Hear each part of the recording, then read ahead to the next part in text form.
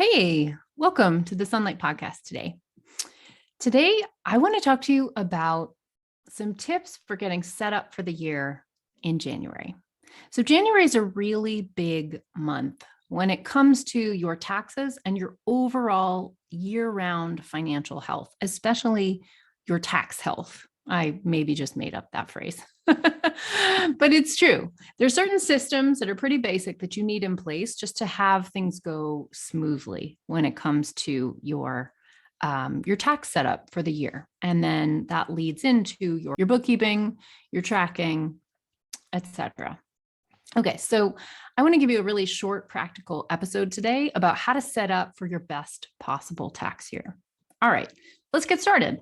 So first, your odometer. So this is something, just a quick takeaway you can have today is that you want to track your mileage for the year. Mileage is a huge tax deduction for anybody who works for themselves, right? But the IRS rule is really clear that, the IRS knows that your car, you're probably not driving a dedicated car that is only used for your business, right? Most of us who are self-employed, we have a car that we use to get around, buy groceries, visit friends, do personal stuff, but we also use it for business, right? It's a mixed use item. So for that reason, you are required, anyone with business mileage is required to track your mileage for the year. And the point of that is to say, these miles are the ones that are deductible. These ones are the ones that are not. And I know the difference. That's why you have to track your mileage and keep a log. Okay, but it's not as hard as you think.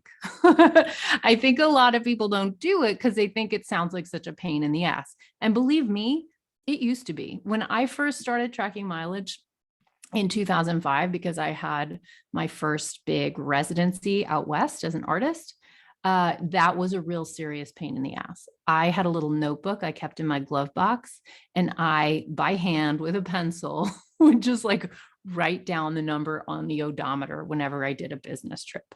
Yeah, that was seriously a pain in the butt. And I forgot stuff all the time. It was a very flawed system. I mean, it worked and I used it, but there weren't apps at that time.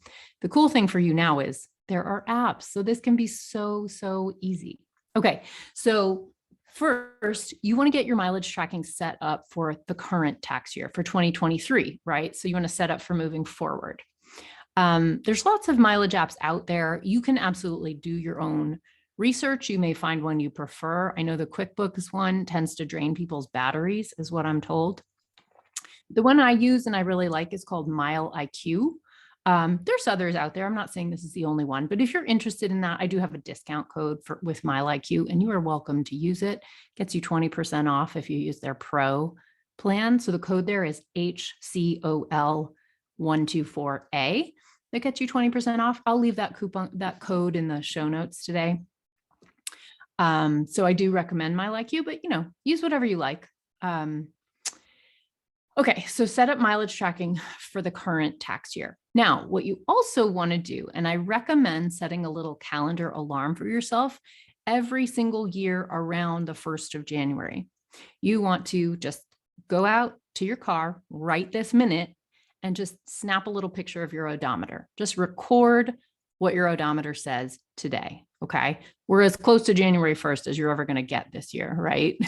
So do it now if you haven't done it already on January 1st. And what does that do? So what that does for you is it gives you an ending mileage for the year that just ended. And it also gives you a beginning mileage for tax year 2023. So that's really important. And you want to make sure you do that. Also, a little pro tip. If you, by any chance, change cars this year, if you sell this car, if you buy a new one, maybe you're going to take advantage of that new awesome tax credit for buying a clean vehicle. When you sell your car, that's another moment where you want to make sure you snap a picture, record the odometer before you sell it, because once you sell it and it's in somebody else's hands, it's going to be really hard to find that what that odometer reading was and get that final mileage for yourself. And of course, when you buy a new car, you want to track the new odometer and where that started as well. So sometimes that gives you a second time that you have to record it in the year. Otherwise, if you're driving the same car, you can just do this once a year around January 1st, and that's all you need for the last year's mileage. and to start this year's mileage. Okay, so set up an app, record your odometer, set your calendar alarm for every single year to record the odometer, and you're all set with the mileage. All right, next, tax collection. So this is the month of the year when your tax documents are going to start coming in. So 1099s are due to be sent out by January 31st. If you paid any contractors over $600 throughout the course of the year for your business, then you owe them 1099s, and you should know that you have to issue those 1099s by January 31st. Otherwise, you're going to have penalties and interest that accrues every single day until you get your act together and send those out. So very important. And of course, your 1099s that people owe you, those are going to start coming in the door. So something I recommend to my clients is have a plan. Have a plan for your tax documents, okay? This can be so stupid simple, all right? All you need to do really is just pick the drawer in your desk that you're going to toss those documents into, or create a new file, like hanging file folder, and put it in the front of your files. Okay, that's it. You need a paper collection area that you're going to reliably put those documents in. You don't want to miss a tax document. That is a big deal and creates a lot of hassle and headache for you. Okay, now that settles it for the for the physical mail that you will get, which a lot of them will be. But you're also going to get some of your documents electronically. So you want to do the same thing in your inbox. So in your inbox, I recommend just creating a folder, in Gmail, Outlook, whatever you use. Create a folder for your 2022 tax documents, okay? And then when you get those email notifications that one is available, just put it into that folder. You don't have to open it and deal with it today. I mean, it's good to take a look and see if there's a mistake, because it's a lot easier to correct a mistake at this time of year than it is on, March 29th, when the tax deadline is breathing down your neck and there's no time to issue a corrected 1099.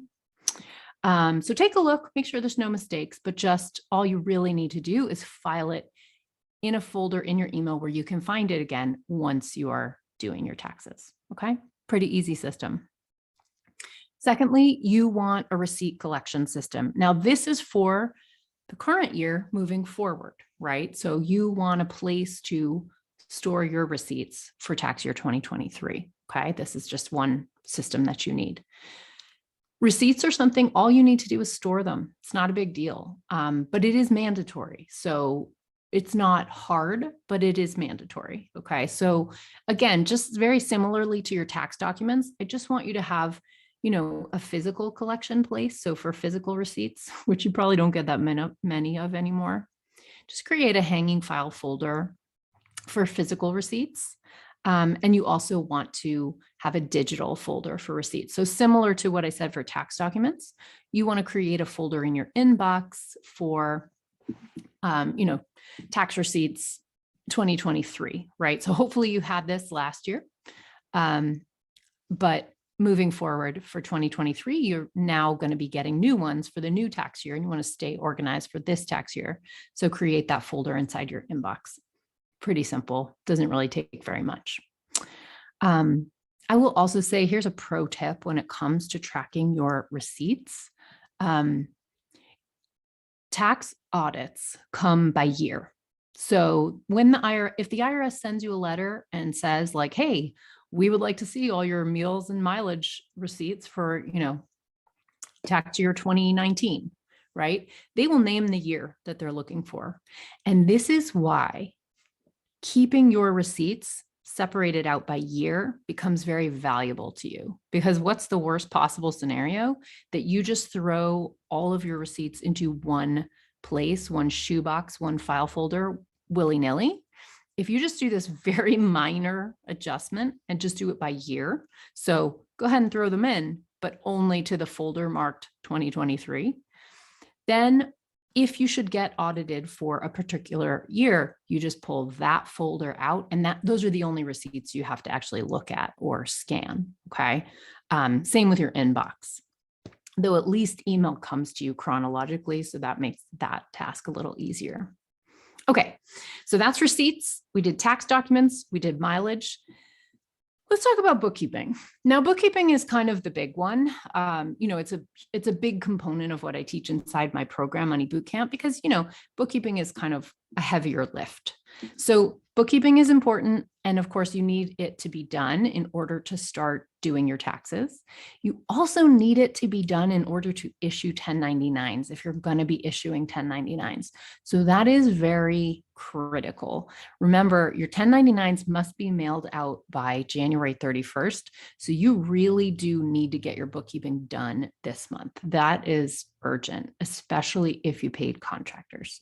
All right, so I'm going to encourage you to do what you can. I always say, try to make this as pleasant as you can. I really like incentive bundling when it comes to doing things that you don't love doing. So when you do your bookkeeping, I always recommend clean your desk, do it at a time when the kids are out of the house, where you can get some quiet time and some space, put on your favorite music, light a candle, make yourself a really delicious cup of coffee, whatever it is that kind of makes it feel a little bit special and nice to you. What's interesting is there's really good research that says that when you do those little pleasant things alongside a task you don't love, you come to enjoy the task more. And I'll say from experience, I know that to be true. So get your bookkeeping done. Okay. And lastly, your 1099s. So I've of course already said this, but it's really, really important for you to know that one of your tax obligations, and this is probably a big one if you work for yourself, is issuing 1099s that you owe to other people. So what does that mean? Now, last week I did a whole episode on 1099, so please go review that. I hope it is really, really helpful for you. It's pretty nuts and bolts. But the basic rules are, if you paid anyone for your business, not personal stuff, but for your business, if you paid anyone over $600 cumulatively over the course of the last tax year, you have to issue them a 1099. Now, there are some little nitty-gritty exceptions to this, and please refer to the last episode to understand what those exceptions are. But this is really important. Your deadline from the IRS to issue the 1099s you owe is January 31st. That deadline does not flex. It does not move for you because you didn't know the rule, because you didn't have your bookkeeping done. There's no forgiveness on this. So it's very important that you get that bookkeeping done. Set aside some time this week, I recommend, if you haven't gotten to it yet. And figure out, what you've paid to contractors over the course of the last year so that you know who you're going to owe a 1099 to. Okay. So I have something for you. If you need help with 1099s, if you're listening to me say that and you're kind of freaking out or feeling it in your gut, I just want to say I'm here for you. I am putting on a live workshop on 1099s that is available and open to the public that I'm doing on Tuesday. I believe that's today, the day that this podcast comes out. So if you're listening to this right when the podcast drops, if you're one of those loyal listeners, then you still have time to register for that class. You can do that at courses.sunlighttax.com/1099. So you can go ahead and sign up for that course. There's a fee for the course. It's a paid course. It's a workshop. I will be there. I'll be teaching for the first half, and I will be answering your questions for the second half. And my fellow tax advisor who works here at Sunlight Tax, Orion, is going to be with me so that we have double manpower for answering all the questions, because I do think there's going to be a lot of them. I know a lot of you get confused about 1099s. And if you are listening to this class in the future, after that live class has happened, you can go to that same link, courses.sunlighttax.com/1099, and you can get the recording of this class. We're going to get that up as fast as we can today so that you can access that quickly, because that deadline is in a week.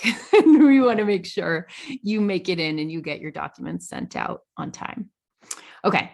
So the other thing I want to just let you know about that course is, in the past, I have only done my live courses I've only made them available to people in my program, Money Bootcamp, but this one I've decided to just open up to anyone. So this is kind of an experiment I'm doing. I'm just doing more one-off courses so that, if you're kind of new to my world and you kind of want to test it out before you make any big commitments, that you can. So if you need to do 1099s, if you're looking for this info, if you've got a bunch of questions and you know that you need that live Q&A, and if you want that kind of hand-holding, step-by-step walkthrough with me, then come sign up for the class.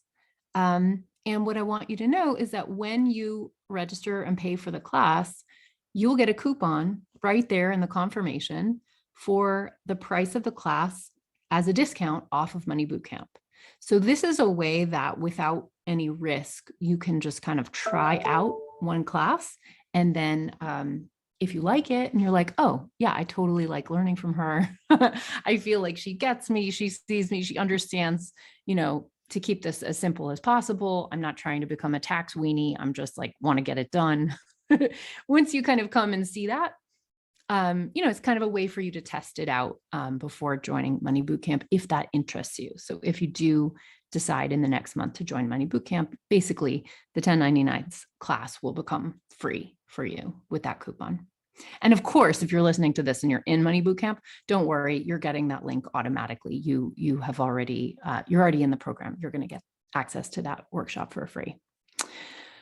So I hope that is helpful for all of you. And of course, if you want larger, deeper support, if you want the full shebang on, setting up your bookkeeping, setting up your tax systems, setting up your FU money saving system, then of course you can always register for my free class where I teach you some of the principles in my program. And then there's a opportunity to join it there.